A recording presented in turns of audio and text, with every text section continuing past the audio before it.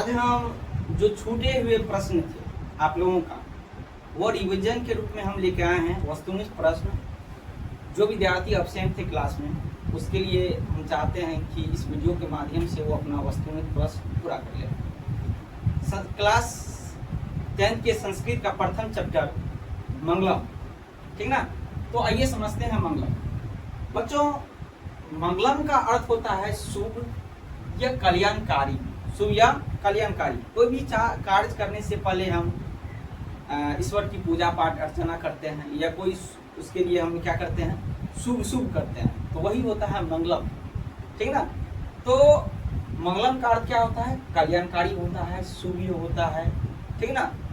कोई भी कार्य शुरू करने से पहले मंगलम का के बारे में जानकारी प्राप्त करते हैं। और मंगलम विष्णु ऐसे बोलते हैं पंडित, सब इतना समझ लीजिए। तो आइए समझते हैं मंगलम पाठ कहाँ से संकलित है। सबको पता है कि मंगलम पाठ जो है ये उपनिषद से संकलित है। कहाँ से बच्चों? उपनिषद से।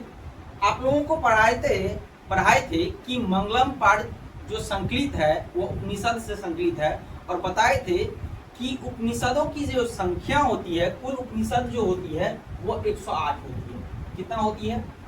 कुल उपनिषदों की संख्या जो होती है वो 108 होता है। क्लियर? अब हम समझते हैं उपनिषद की अर्थ क्या होता है। आप लोगों को बताए थे कि उपनिषद यानी उपनिषद की अर्थ होता है कि गुरु के समीप बैठ के ज्ञान का अध्ययन करना। यह गुरु के समीप बैठ के ज्ञानों का अध्ययन करना उपनिषद कहलाता है। क्लियर? अगर हम बात किया, क्वेश्चन आएगा कि कुल उपनिषदों की संख्या कितना है, तो 108 है। उपनिषद का अर्थ क्या होता है, तो गुरु के समीप बैठ के ज्ञानों का अध्ययन करना उपनिषद कहलाता है। अगर क्वेश्चन आता है कि उपनिषद का रचनाकार कौन है, तो श्री वेद व्यास जी। क्या है? श्री वेद व्यास जी। यहाँ देखिए, उपनिषदों की रचनाकार कौन है? श्री वेद व्यास जी। आपको बताए थे कि श्री वेद व्यास जी महाभारत के भी रचना किया था, क्योंकि महाभारत जो है ये एक महाकाव्य के नाम से जानते हैं, ठीक ना। महाभारत को हम महाकाव्य के श्रेणी के में आते हैं, और यह एक बड़ा महाकाव्य, ठीक है ना। यह महाभारत की, और इसमें से क्लास 9th में भी हम जब पढ़ाए थे कि युधिष्ठिर संवाद, उसमें किस प्रकार एक यक्ष और युधिष्ठिर के बीच संवाद होता है, वो भी पाठ आप लोगों को अच्छा तरीके से याद होगा। उसके बाद हम समझते हैं कि सत्यमेव जयते किस उपनिषद से लिया गया है। आप लोगों को पता है, पढ़ाए हैं कि सत्यमेव जयते किस उपनिषद से लिया गया है, तो मुंडको उपनिषद से लिया गया है। किस उपनिषद से लिया गया है? मुंडको उपनिषद से। दोस्तों, बताए थे मुंडको उपनिषद में बताया गया है कि सत्य की हमेशा क्या होती है? जीत होती है, चाहे कलयुग में हो न हो। लेकिन ये बताया गया है, उपनिषद में ये बताया गया है कि सत्य की हमेशा क्या होती है? जीत होती है, ठीक ना। तो किस उपनिषद, सत्यमेव जयते किस उपनिषद से लिया गया है? मुंडको उपनिषद से। अगले क्वेश्चन हम देखते हैं, अणु से भी सूक्ष्म क्या है? अणु से भी सूक्ष्म क्या है? साइंस में पढ़े हैं कि सूक्ष्म हम अपने खुली आंखों से नहीं देख पाते हैं। यहाँ अणु मतलब छोटा, अणु से भी सूक्ष्म क्या है?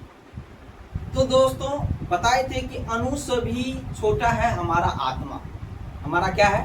आत्मा। आत्मा को आज तक कोई नहीं देख पाया है, और न हमको लगता है भविष्य में कोई देखेगा, ठीक है ना।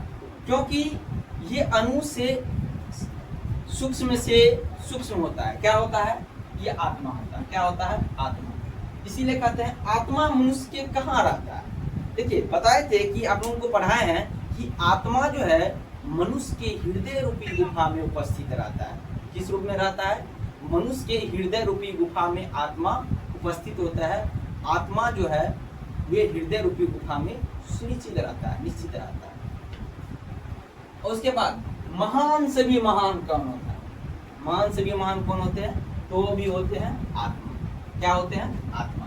उसके बाद हम बताते हैं, अगले प्रश्न है, नदियां अपना नाम रूप छोड़कर कहाँ मिल जाती है? देखिए, छोटी छोटी नदियां जो है जब चलती है और चलने के बाद वही नदियां जब समुद्र में गिरती है, तो नदियां का नाम और रूप क्या हो जाता है? विलुप्त हो जाता है।